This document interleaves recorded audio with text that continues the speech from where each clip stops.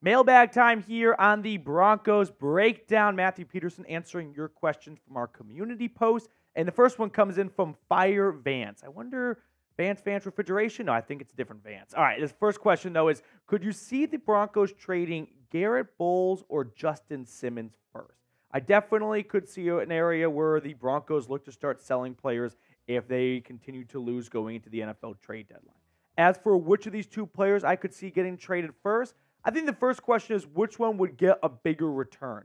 And at this point, I think it would be Garett Bolles. Now, your left tackle is much more valuable than your safety. How often do you see safeties go in the top 10 of the draft? Not very often. How often do you see tackles go in the top 10 of the draft? Much more often. Now, a trade rumor I've seen floated out there is what about a Browns-Broncos swap? Because Cleveland's having issues with their left tackle, Jedrick Wills, and maybe Denver would be open to moving on from Garett Bolles, who has been a good left tackle, but I maintain he probably has not lived up to the contract and been an undoubted true cornerstone piece of your franchise for the next 5-6 years or so. So Garett Bolles for Jed Wills, maybe you could swap those two guys right there. Now, as for Justin Simmons, he's one of my favorite players on this team, but he has not been very good through the first 3 weeks of the season. No pass breakups, no interceptions, 14 tackles, no tackles for loss. He has not moved the needle very much. So if I had to pick one to trade, I'd probably move on from, I think, Justin Simmons, because he's not playing very good football right now, and maybe another team would kind of buy in on what he's done the last couple of seasons. As for which guy will get traded first, gun to my head, I'd go with Justin Simmons. You just don't see left tackles get moved very often mid-season, but you do see safeties and DBs get moved because those are much more rotational-esque players, whereas a left tackle, he's going to play every snap. And Justin Simmons plays every snap too, but you can kind of get creative with your DBs, but there's no creativity with your offensive line. It's your 5 starters. That's that. So I think Justin Simmons would be more likely to get traded before Garett Bolles did. Moving on to the next question coming in from Tyrone Larry. It's time to move on from Randy Gregory. He is not worth the money we are paying him. Who would be a potential trade candidate? Tyrone, you're not wrong, dude. Randy Gregory, 5-year, $70 million contract, and through 9 games into this contract, he's got 3 sacks to show for. And it sucks because the injuries have been a factor. He was not healthy when he was signed by the Broncos. He really wasn't healthy when he started last year, and that was reflected when he went on IR midway through the season.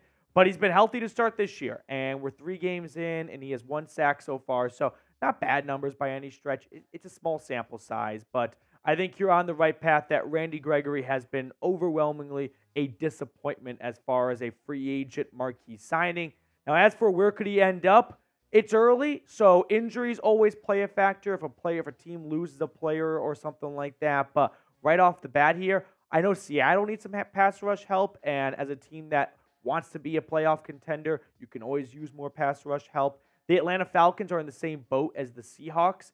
The Jags are another team to watch for if they want to really make some noise in the AFC. Maybe they want to, add some more rushers to their pass rushing unit. The Green Bay Packers, they are going to live and die by their defense, and they have been really bit by the injury bug early on. And then the Baltimore Ravens, anytime a team is interested in a pass rusher, include the Baltimore Ravens because they love hoarding pass rushers, and they always tend to get the best out of them. So those are 5 potential destinations for a Randy Gregory trade, which edge rushers tend to go during the trade deadline chaos, right? Teams are looking to add a couple more horses to their stable, and Randy Gregory could easily be attainable. Moving on to our next question coming in from Salt of Solomon. If we get a top 5 draft pick, will we go QB? Caleb Williams or Sherdur Sanders? Let me answer the first question. If the Broncos get a top 5 draft pick, that means they won 4 or less games, right? Maybe 5 at the absolute max, but if you win 5 games, you're probably not picking top 5.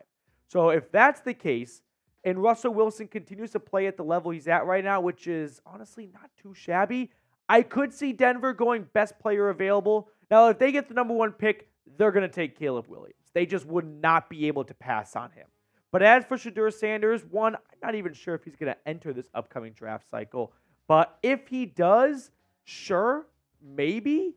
I still maintain that there are bigger issues for the Broncos right now than quarterback. And getting a good young quarterback when the rest of the roster is kind of a dumpster fire-ish is probably not going to set that quarterback up for success. So maybe start plugging other holes on your roster and go get quarterback the next year, right? Because you still have to have Russell Wilson on your roster next year for how much of a dead cap hit he has.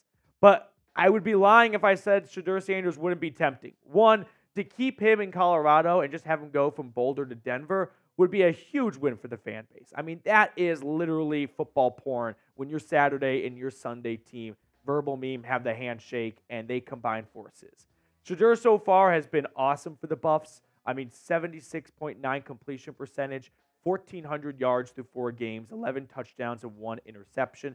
It's his first season of playing FBS football at a Power 5 level. So I'm not quite sure if Dion is going to give him the green light to go to the draft after this year. I would not be shocked at all if he comes back for another season in Boulder. But if he does enter the draft, I don't think he'll be a top 5 pick, but it's still very early in the college football playoffs college football season. And there are always quarterbacks that are late risers. Not many people had, for example, Zach Wilson as a top 5 pick midway through his last year at BYU, but we saw how that worked out in the offseason. So that would be something to keep an eye on. As for Denver getting a top 5 pick in general, in case you're wondering, and if you're a fantasy mock draft sicko like myself, Denver's currently got the number 2 pick in the draft, so could be Drake May season, but we still have a lot of football to be played, so that's going to change a lot. But at the current rate, yes, I mean, if they go 0-17, they're going to get the 1st or 2nd overall pick as long as the Bears, Denver plays Chicago on Sunday. The winner of that game might get the 2nd overall pick. That might be something we look back on. So how funny that would be if that's ultimately the difference maker between Caleb Williams going to Chicago or Denver. But what do you think the Broncos' biggest need is right now? Like I said, kind of to start this question off, if you're the 1st overall pick or probably even the 2nd overall pick, you're not passing on Caleb Williams or Drake May. But if you pick somewhere between 3 and 5, instead of reaching or forcing a QB selection, there are a lot of other good players out there. Marvin Harrison Jr. is one that comes to mind. Like, go get a bona fide superstar, and then if Russell Wilson is still not working out after 3 years in Denver, well, then go get a quarterback in the next draft. I know we're impatient and we want things now, but go look at some previous drafts, right? Forcing QBs in the round 1 doesn't always work out. Go ask Sam Darnold and Josh Rosen and kind of even Baker Mayfield about that. But I'd like to see Denver get a quarterback if they're picking 1 or 2. Outside of that, best player available. Our next question comes in from Derek Arfinis. Do you think Rex Ryan would want to come to Denver? I do think Rex Ryan would want to come to Denver. He was practically begging to get hired by the Broncos when he was talking on ESPN's Get Up a few days ago. If you don't remember, here was his words where he said, "Are you kidding me?" when asked about the Broncos giving up 70 points. That could have been me. Maybe they should have ponied up a little bit. You know what I'm saying? I see it as absolutely a disgrace. This is an absolute disaster. This defense was literally supposed to be a top 5 defense in the league and maybe number 1 with the right guy running it. That last bit right there kind of made me think, like, does Rex Ryan want to come to Denver? I think Rex Ryan wants to get off of ESPN's couch. I think he wants to get back in the league. And so if an opportunity arises where he can take over what was supposed to be a good defense, and they were a very good defense last year, yeah, I could see Rex Ryan being interested in taking over if Vance Joseph does get fired. But that ponied up part, did the Broncos not offer enough money? It doesn't seem like the Walton Penner group to cheap out a little bit, but maybe Rex Ryan was asking for a ridiculous price, and that number changes now that we are, a quarter or a third of the way into the season. Next question coming in from Storm Chasen. What players need to step up on defense to be successful? Yes. That's the answer. Specifically, everyone but Patrick Surtain. And even Pat Surtain was human against the Dolphins. He did not have a good day. Let's call a spade a spade. But if there are 3 players, Storm, that need to step up, how about 3 of the highest paid guys on this defense? Randy Gregory, 5-year, $70 million contract, 3 sacks to show for. Zach Allen, 3-year, $45 million contract, 1 sack to show for.